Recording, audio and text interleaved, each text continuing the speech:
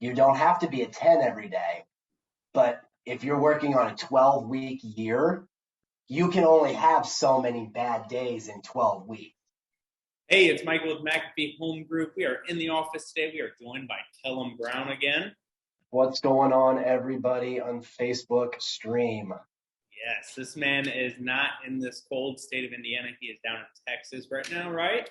I am in the secret location of the Impact Lending team. We're in the war room right now.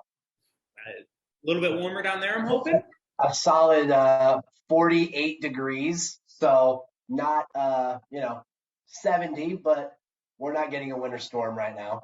Not as warm as I thought it'd be, honestly, man. I thought you were No, chilling down there in the 67-degree heat. no, here, I'll check it right now. It is only 50 degrees right now in good old Plano, Yeah, but it's also going to be mid 50s for the weekend and the rest of next week. So it's kind of like, oh, actually, next week drops below 30. I lied. We are going to get cold. wow. Yeah, we're sitting at a nice 24 degrees right now. We get the sun shining. Love it. Awesome. Well, let's get into a little bit of today's topic. So I know last time we kind of chatted, we went over our New Year's goals and all Yes. of that stuff. How have you been doing with kind of keeping track of those? Are you still doing them, or have you kind of fell off the wagon a couple times? Things are going. So the good thing about the 12-week year, and so actually haven't started tracking it yet. I'm tracking everything kind of personally, but kind of within the book. There is a weekly scoring system where did you do the money making activities or the important activities that are going to produce most of your business. So it holds you very accountable. You have to be very honest with yourself and say, did I do these things? So it is merciless. It's honest. And so you're going to know by how your business is in 60, 90, 120 days if you did what you needed to do. So, but things are very close to official launch for that. I love to hear it. I love to hear it. And I think that's, one of the hardest parts is being honest with yourself because nobody wants to admit to themselves, like, I failed Mhm. or I didn't do this 100%. So, I mean, I think that's a huge stepping stone of just like being able to say, admit, hey, I didn't do this. I'm not going to lie about it. I did not do this. Yeah. And I would tell you, even from within the reading has been, it's like you don't have to be 100%. You're not going to be 100% every single day. There are going to be those days where you knock it out of the park, and there's going to be sixes. There's going to be days that you didn't wake up right. You're not feeling great. That was me yesterday. Yeah, there are days. I had one on Tuesday. I just got sick. I've had this in my throat for like 3 days where swallowing sucks. It's not COVID or anything. But I'm like, Wednesday was just a drag. And it was probably my busiest day of the week. And that might have done it too. But it was just like, okay, one more hour. Keep pushing through. Keep pushing through. Two more calls come in. It's like, just keep going. And I probably would have gave myself like a 6 or a 7 on that day as opposed to like a 9 or a 10. Yeah, but it's a whole lot better than just a zero of doing nothing. So, I mean, even still making that effort to do Mhm. something is amazing because you're still really moving your business forward. And I think Right. that's something that a lot of people don't realize is like we said, every day does not have to be 100%. No, I'm not 100% every day. no, I you're come not. in some days and I'm like, yeah, mostly Fridays I'll come in. I'm like, not really feeling it. We're gonna take it easy on the dials, but Monday through Thursday, I'm getting after it pretty good. Yeah. Yeah, you earn your Friday. I think I've said on here a couple times where it's like unless I'm meeting somebody or it's a pre-approval call, Fridays you and I might be golfing. Fridays I might be going up to the lake a little early. I can still take calls and I can still have my laptop with me, but if you bust it and earn your Friday kind of semi off, it's a beauty of our business. Yeah, especially because you got to think about it. Like Saturday and Sunday, you're most likely still going to be taking those same calls, still going to be dealing with Mhm. the same stuff because I mean, Right? there's no schedule. No, there is no schedule. And I think we've had that conversation too, where it's like I'll try to call people on Thursday. It's like, hey, do you have anybody who you're going to show houses to this weekend? So you're not calling me on Saturday and Sunday, and you need a pre-approval letter, which is not an issue to do. But if I can do it preemptively and get on top of it, you know, I don't have to be sitting next to my laptop on the sandbar while I'm having some adult Kool-Aid. Exactly. It makes the way, so planning that out a little bit for the upcoming weekend, I think that's one of the great, great advantages the lenders have is, you guys don't actually have to go out and show the houses. So you guys get to just sit back and play on the computer.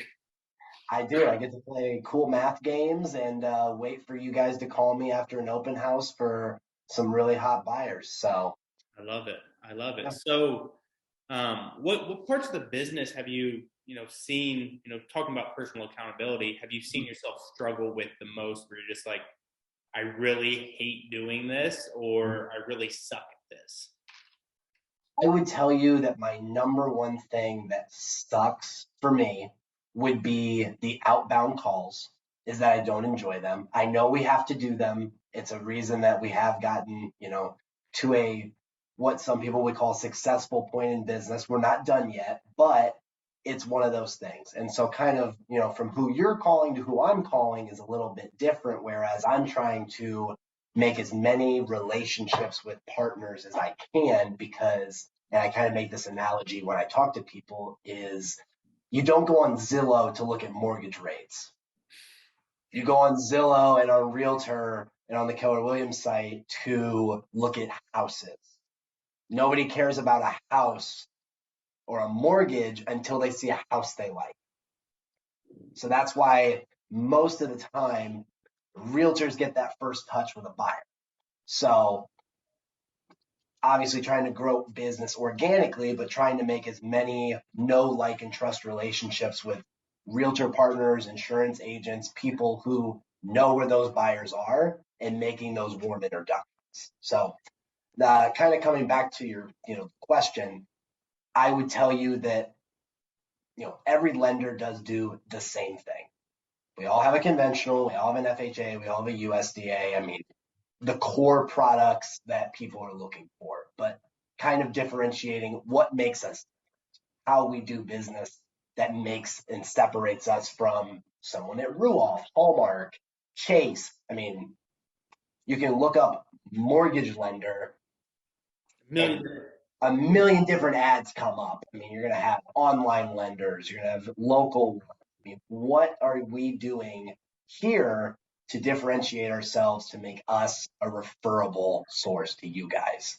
And so having that confidence of knowing that I provide a good service and a good product and have the best intentions for your buyers, getting in front of you because you're getting called by lenders all the time.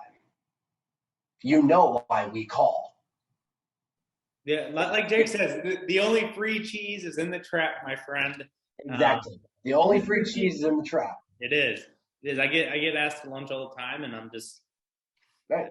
Flat out like either no, or I'll be like, I'll go, but I'm going to be honest with you.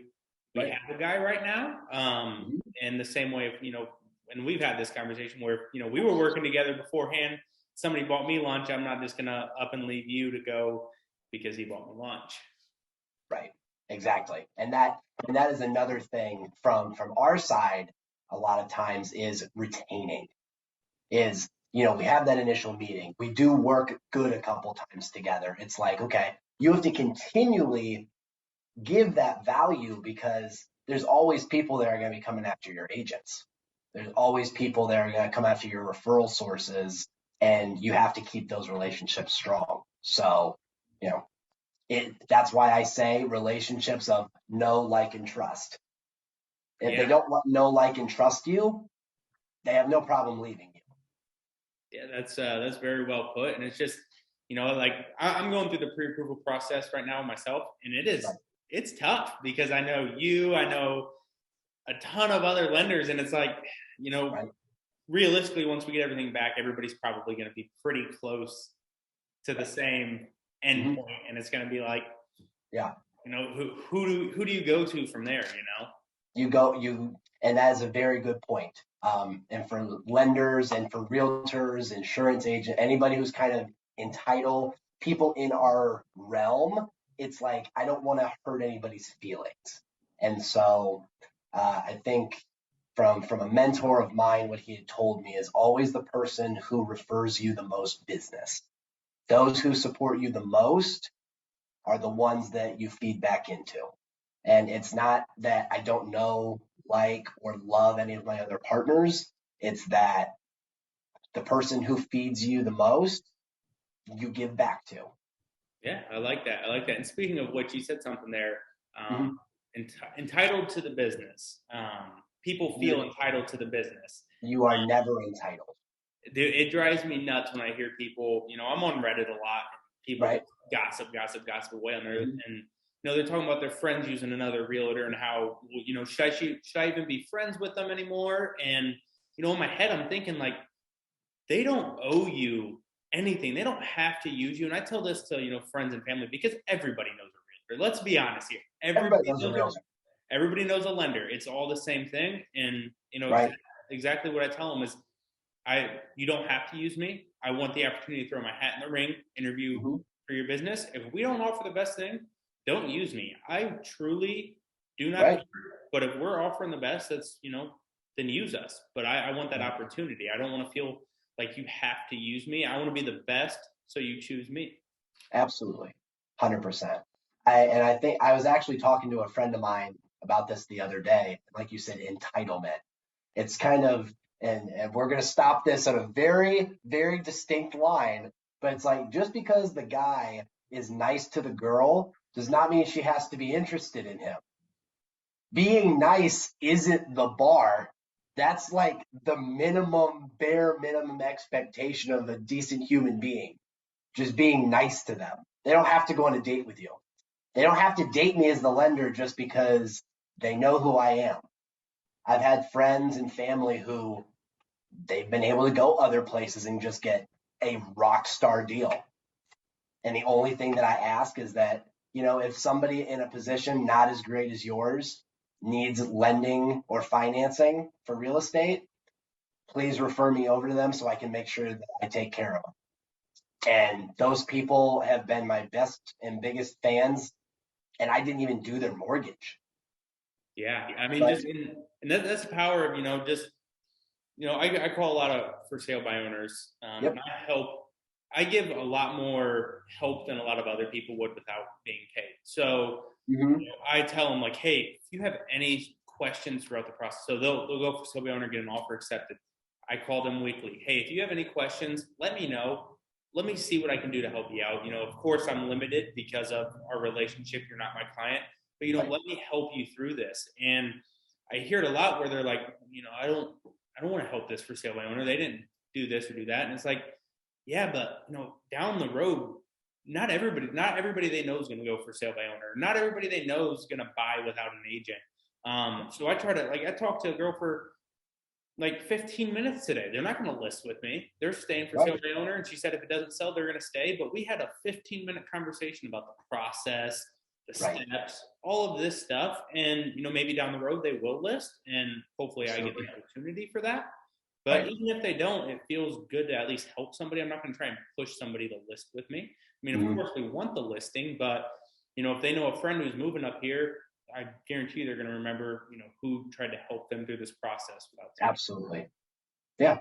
Who always asking for the business? Who do you know, like, and trust that I can help buy, sell, or refinance real estate or invest? Like, you don't know who they know. It's always, and I've heard this from some people, is like, that $60,000 buyer or listing isn't worth my time. Like, you don't know who they know.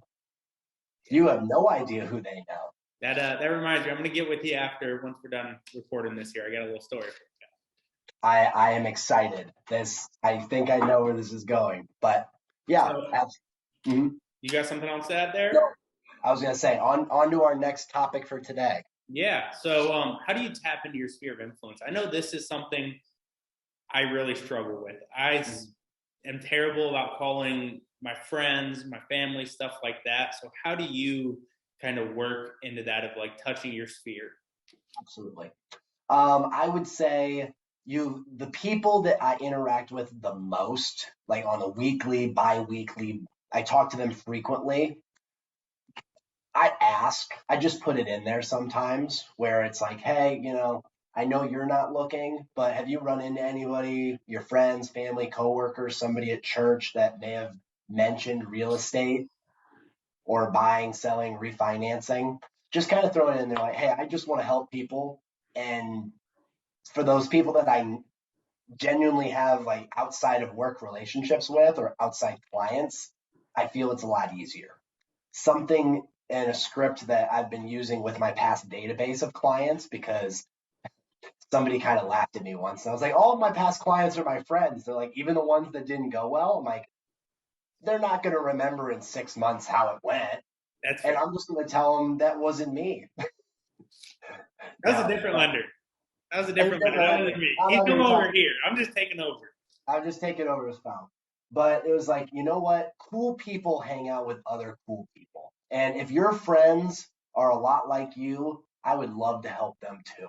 And just kind of following up with that same thing of people that you know, like, and trust, friends, family, coworkers, and just kind of narrow it down to a couple of places. Because it's like, give me 5 names.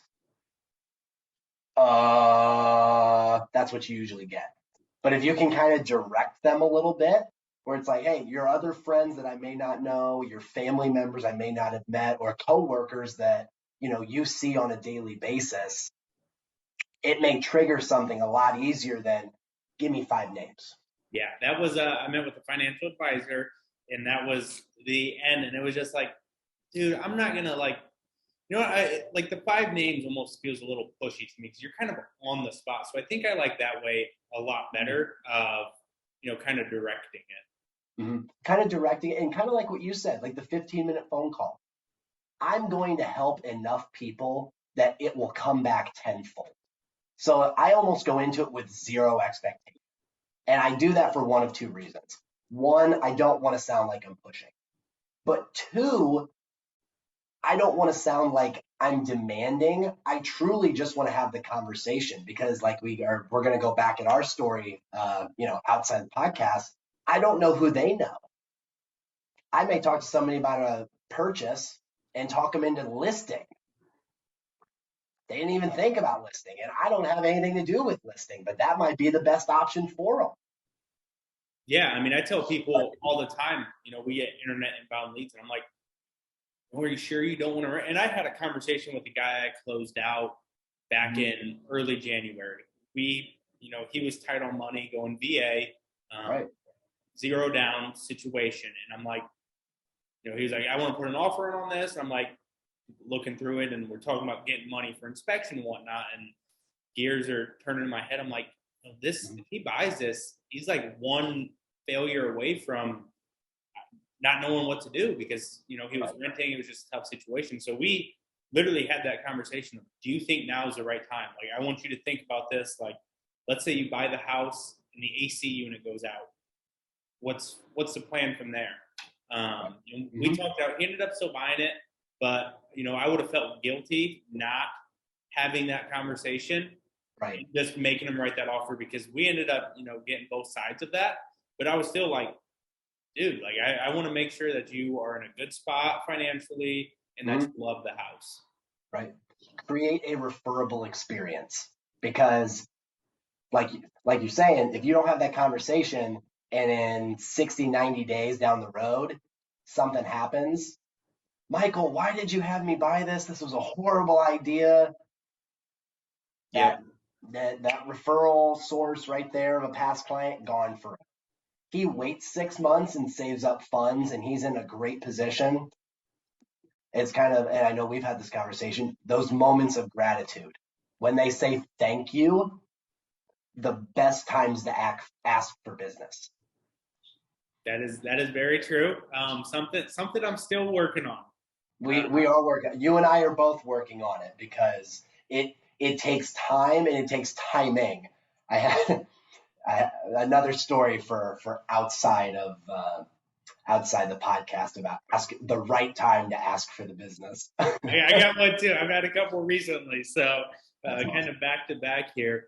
So I know we kind of dug into the 12-week year a bit when we first started here. Yes. Um, so right now you're just currently work. So what's the process on that? Because so do you do the workbook and then start reading, or kind of how does that work with that book?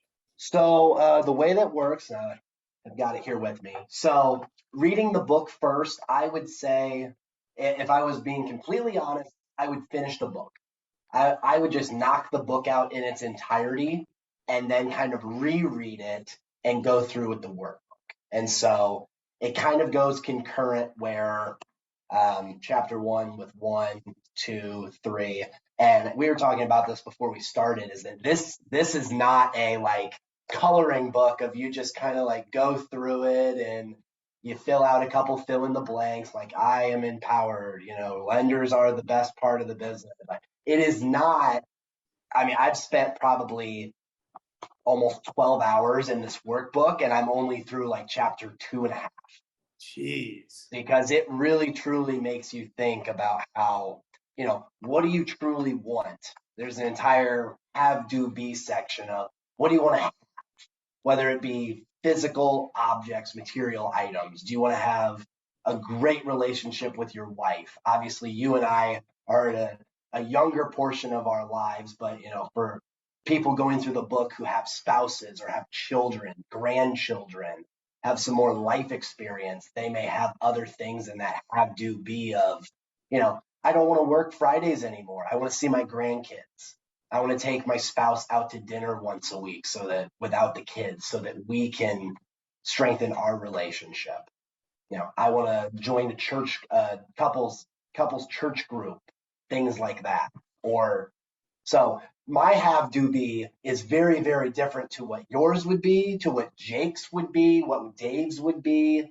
I mean, just depending upon where you are at in your life. I mean, it kind of centers everything of this is what I'm working towards. We're not trying to get it all in 12 weeks, but here's where you want to go.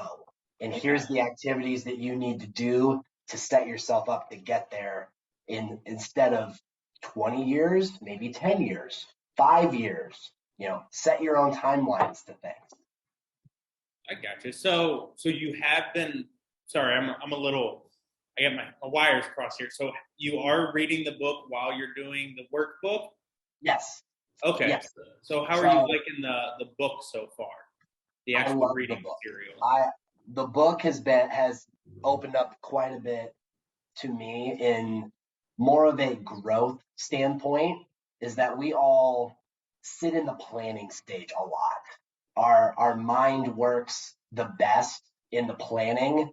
Where everyone falters is the execution, which is going back to the beginning of the podcast where the grading system, that is your execution. You get to see how well you're executing. You don't have to be a 10 every day, but if you're working on a 12-week year, you can only have so many bad days in 12 weeks. Yeah. If your goals are 365 days, a whole year, I can have. Yeah, I'll take a little break here. I'll get to it next month. I'll There's get to still it next 11 month. more months to go. I will exactly. No, I mean that actually like almost verbatim is in the book. It's like in a year setting, you can have 30 days where you're not operating at even half capacity and you're still 90%. You're 11 out of 12 if you take 30 days off for the year or you Yeah. just 30 days you don't feel it. But Yeah, if you, that's something, we were talking earlier about not going super hard some days. But the funny thing is, I never go to bed. Like, I don't plan these days to be like, oh, I'm not going to do much. It's just like there every once in a while where, you just wake up and you're not feeling it. But it's not like something where I plan when I'm like, oh, it's Friday. I'm not going yeah, to do anything. I have that mindset going to bed of we're going to get after it tomorrow. Now I may wake up and be like, yeah, I'm not feeling this. And I'll still make my calls. There just might not be as many. right. I think the other thing with the whole setting it up in 12 weeks is that it almost sets you up where week 13 is where you're supposed to take a break. You're supposed to completely disconnect, recharge, and get rolling into the next 12 week when you get back. Now, you don't have, it's not 12 weeks vacation, 12 weeks vacation, like we would love it to be, but you take a week off or a really light week and recharge, set up for your next 12 weeks, if you're not already doing planning previous to that, but it's not 12 hard weeks, week 13, day one, let's hit it hard again. It's like it takes into account that we need to recharge. Yeah. We can't run like robots. We're not Terminators. We can't go just forever at this pace. Yeah, and that's something reminds me of, when I first got started, I was working more hours than I ever had. And I was working 50, 60-hour weeks working construction. So we were working a ton. And I remember, I was getting after it. I made a ton of dials last year, especially in that first 3-month period. And Right. I was like talking to Jake about taking some time off. He's like, well, why do you want to take some time off? And I was like, I don't know. I just, I don't want to actually get burnt out. And he was like, well, do you feel like taking time off? And I was like, not really, but, I'm leading up to it. And it was that moment in my head of like, I'm going to work until I don't want to. Like, I'm not going to plan ahead. So, like, I'm not going to be like, well, I should probably take a break now because I've been working so hard. No, it's if I feel like working, I'm going to work. If I'm not, maybe I'll take a couple hours off, But I think too many people are scared of getting burnt out and Right. they never actually get to that point of like, oh, I'm done with this because they're always planning ahead of I'm going to go soft so I don't get burnt out. Right. So Don't it was let just it. kind of something. So now I just work. And when I feel like taking a break, I put my phone on silent and leave it That's alone it. for an hour. That's it. So what is what's been the biggest thing? I know you're not very super far into the book. What's the biggest thing you've taken away from it? I think the biggest thing I've taken away is that something is better than nothing. Some people never start. Some people sit in the planning stage forever and they think and they wonder of what could be that they don't ever make any steps to actually doing.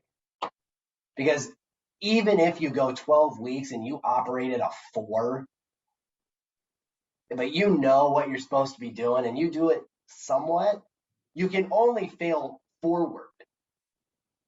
Yeah, Unless you're at least doing it, you're doing something. which is kind of funny. So there's a saying when I first got into construction: to be a good apprentice, all it was show up on time. Mm-hmm. That's it. That's it. Just by showing up on time, you're beating out that chunk of apprentices. Just by showing up. Mm-hmm. I think, and I heard this from one of my trainers back in the day, was that if you're here, you're beating everybody on the couch. Yep. If you are at the gym doing something, you don't have to be maxing out on bench or running a half hour at 8 miles an hour. Do something. I really think I guess this is another really big takeaway is that small things over a long period of time will be worth way more than a couple large things all at once. Yeah. Kind of No. like a compound interest type effect. Yeah, no, I think that makes great sense, and something about going back to people not starting and staying in that planning stage. Something, and I know I've preached it on this podcast so many times. The 3-second rule will change your life, people. Yep. Think about something. 1, 2, 3, do it. If I had a really awkward conversation with a lead last week, and I'm like, God, I really don't want to call these people. It's going to be weird. I get their number and then I'm like, all right, 3, 2, 1, boop. Once I hit that button, there's no going back. It's already dialed. Hey, do you mean to call me? No.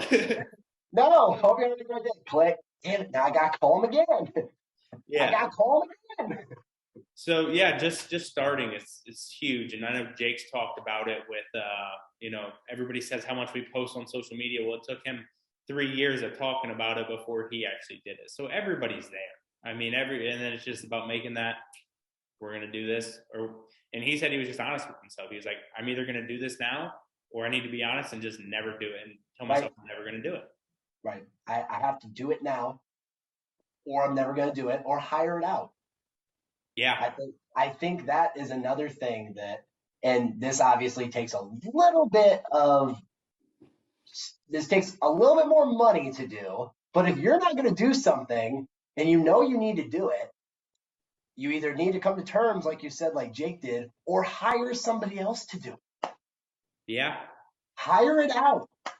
Online VAs are fantastic for some things like that. I mean, obviously, you want to make sure that they have all of the credentials and if they're going to have certain conversations. But if you're not going to do it, somebody has to, or you got to change up how you do things.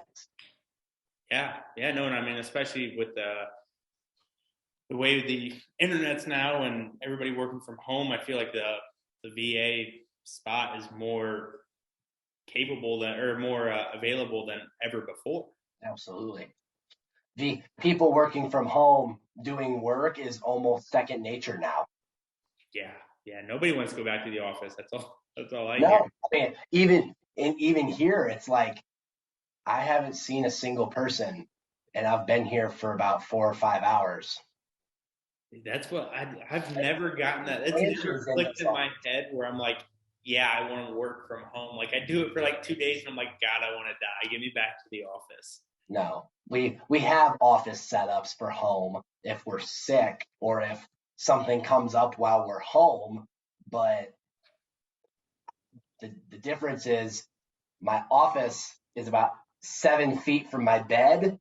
So like my relaxing space Like, and my workspace cannot be this close. yeah, yeah. And then the TV's right there, and you're like, Exactly. well, I've made 10 Distraction. calls. Let me take a little break, watch this episode. 4 hours later, you're like, well, too late now. I'm gonna start it at 2:45. Ah, darn, 2:46. I guess I'm gonna have to do it at 3. Yeah. Yep. You just keep pushing it back, which is something That 3 seconds. that's why I can't work at home because when I work at home, productivity goes. Mm-hmm. Yeah, I want to turn it off. I want to I want to be fully focused and engaged with what I'm doing right in front of me. And when I'm done with it, okay, I'm done with it. Now let me relax. Yeah. Yeah. I So can oh, go ahead. I was gonna say I can maybe start it up for like a good 20, 25 minutes at night, maybe for like one last one. I love it. So getting back into the kind of Yeah. the real estate section and something Yes. I want to be a lot better about this year also is staying consistent with closing, which I'm guessing you would like to be about the same way because everybody in real estate wants to be consistent with closings. So kind of how do you try to make sure your pipeline's always staying full, your Mhm. pipeline going to pending and then to close and then full circle back to filling up your pipeline again? What's that process like for you? 100%. So I kind of have almost maybe not in the same way with your guys and your dials because our dials are very different, but I have kind of developed a daily success plan for each day of the week so that file flow is as seamless as we can make it. So on Tuesdays, I'm calling all under contract buyers agents, listing agents, assistants, if there's any transaction coordinators, keeping everybody in the loop. So whether that update is just, hey, in processing, going into underwriting and appraisal due back date, it's communication.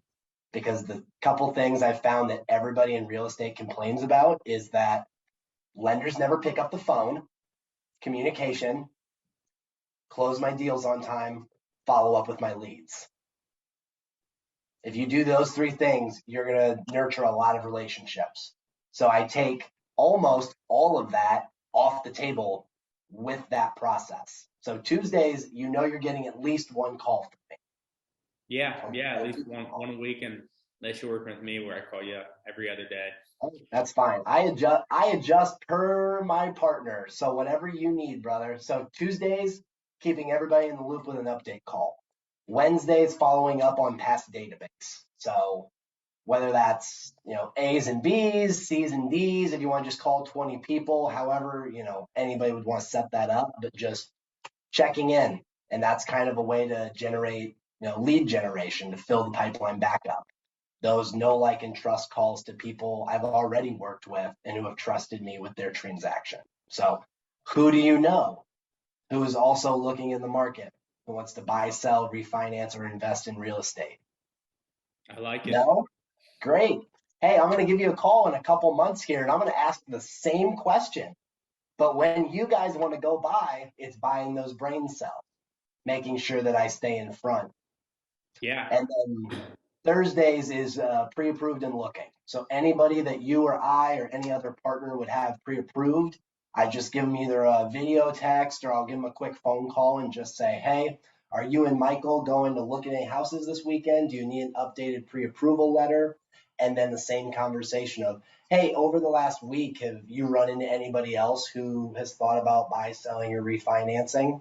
So as much as those are update calls to those people, the main source and reason is to try to generate more business. Yeah, So, yeah. Every call's calculated to where yes, you're getting them what they need, mm-hmm. and make them feel nice and warm and comfy. Because even as a realtor, I like that when you guys call me and reassure me that everything's okay.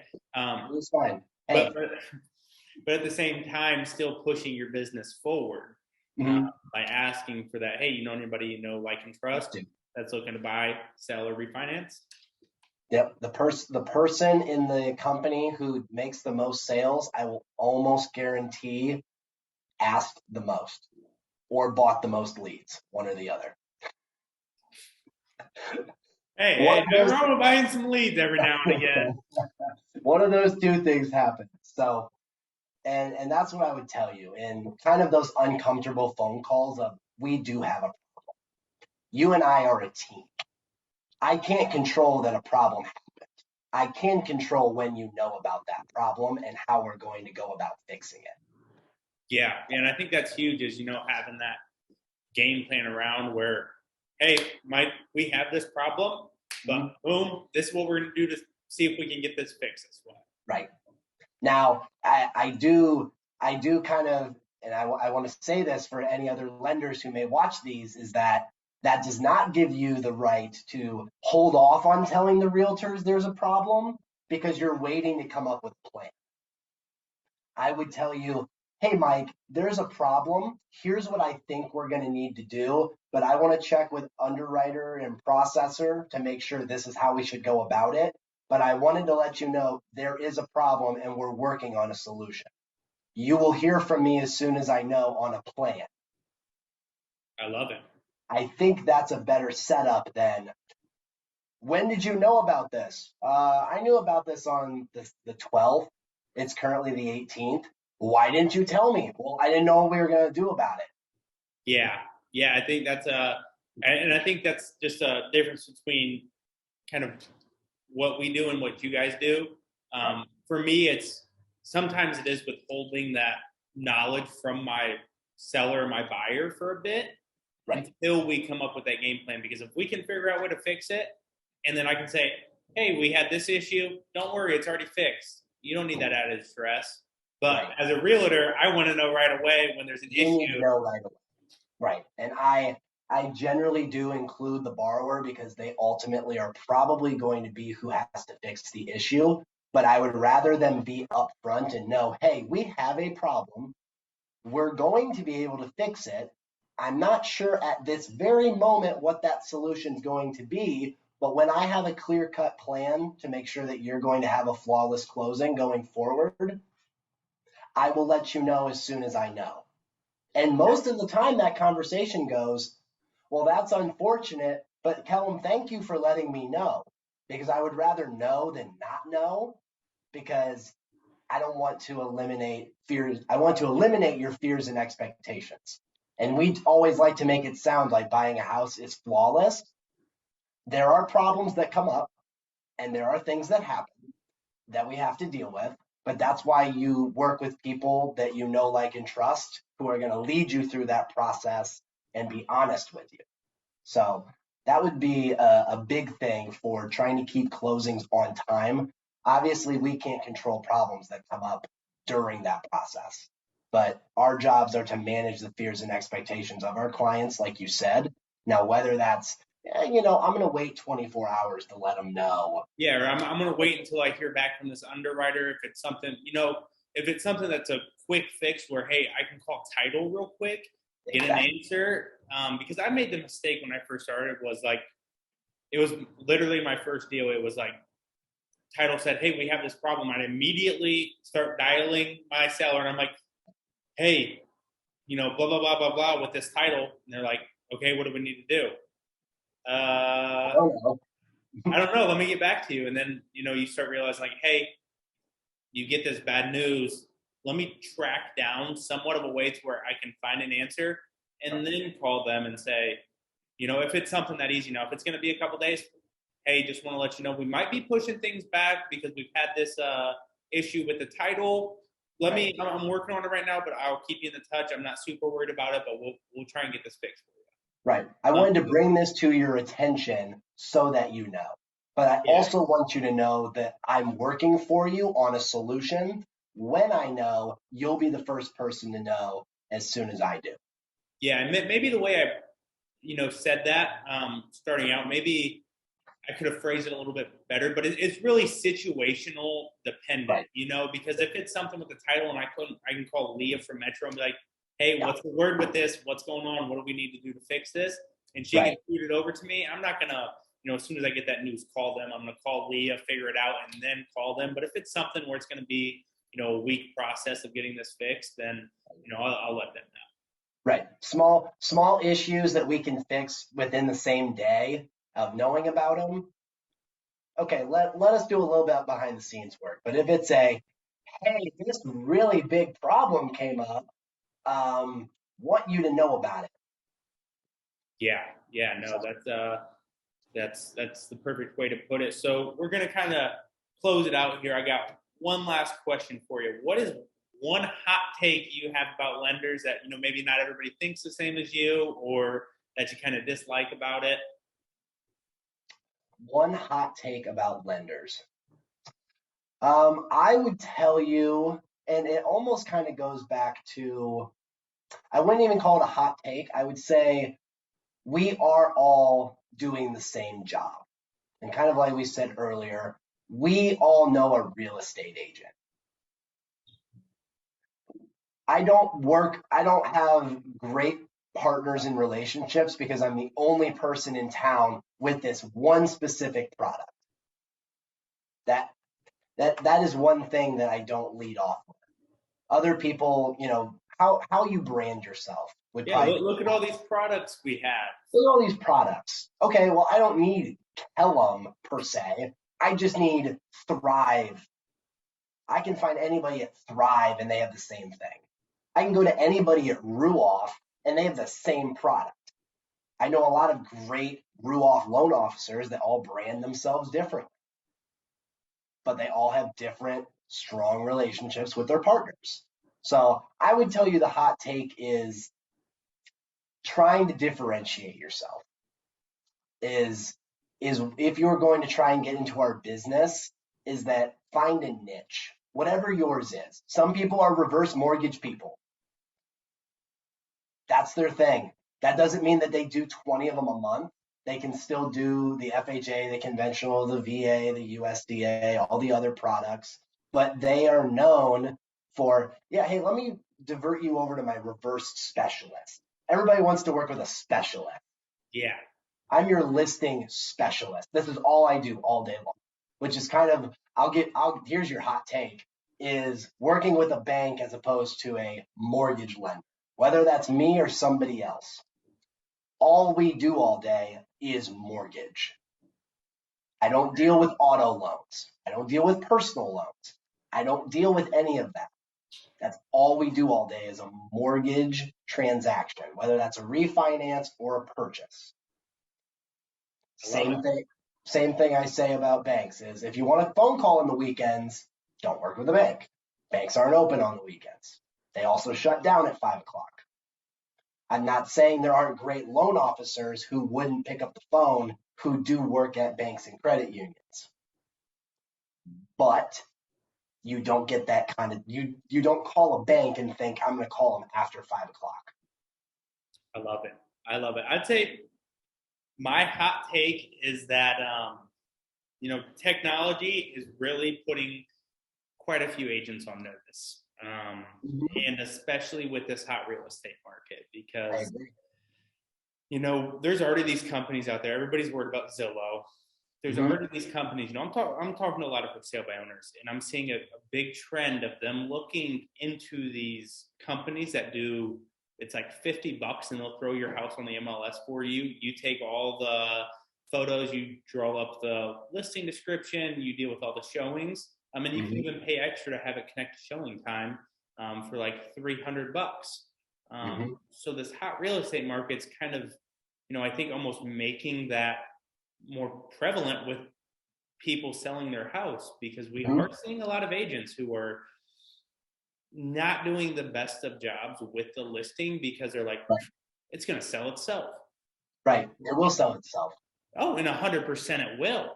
So they're doing the cell phone pictures, they're doing the 2 sentence listing description, Mm-hmm. stuff like that, where it's like any for sale by owner can go do that.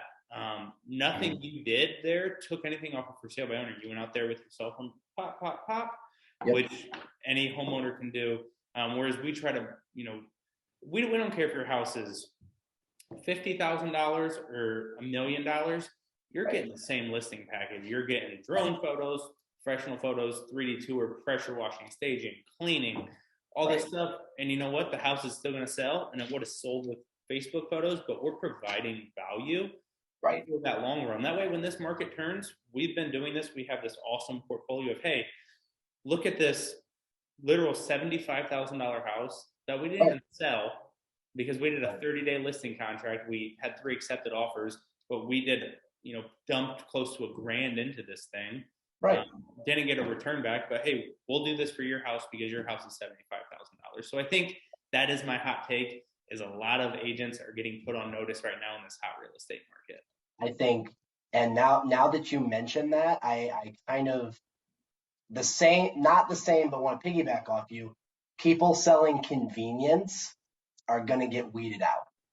The Quicken Loans, people know what Quicken Loans is because you can go on and get a pre-approval in 10 minutes. Yeah. Nobody reviewed documents. Nobody talked through your situation. Quicken Loans is not going to follow up with you. They're going to email spam you for the next 20 years until you want to buy a house again. That was an exaggeration. You probably won't be in the house 20 years. If you are, congratulations. That's rare. But they're selling convenience. Yeah.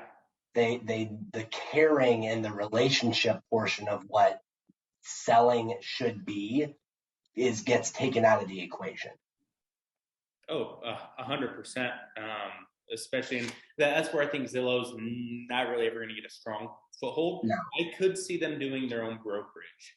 I think that's where it's going as well because Yeah, they're going to where try and go that Keller Williams, EXP, Century 21, Mike way. Thomas, Right, and then Zillow, right. which would be Zillow, nuts because they have it'd just be crazy. But again, that's still putting agents in the picture.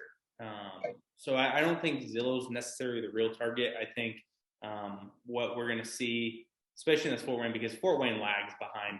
I talked to Jake and he's like, dude, those companies are all over down in Orlando. They just haven't made their way here. So I think we're going to see a lot of agents kind of get pushed out of the market by, these flat fee listings where it's, $100 to throw it on the MLS and go through showing time. You take all the photos because that's what some realtors are sadly doing right Right.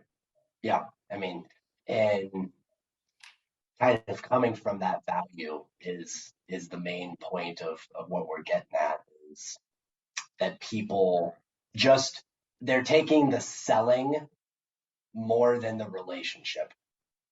now. Yes. Yes, this is how we make money. Yes, this is how we feed our families. Yes, this is how we do what we want to do. But we genuinely, like you said, it's a $75,000 house or $1 million house. It's getting $1 million service. Yes. Yeah. Exactly. Doesn't matter. And Doesn't matter if you're a $50,000 buyer or a $500,000 buyer. We don't care how much money you spend. We want to create a referable experience for you so that you send us everybody else that you know so they have a similar experience.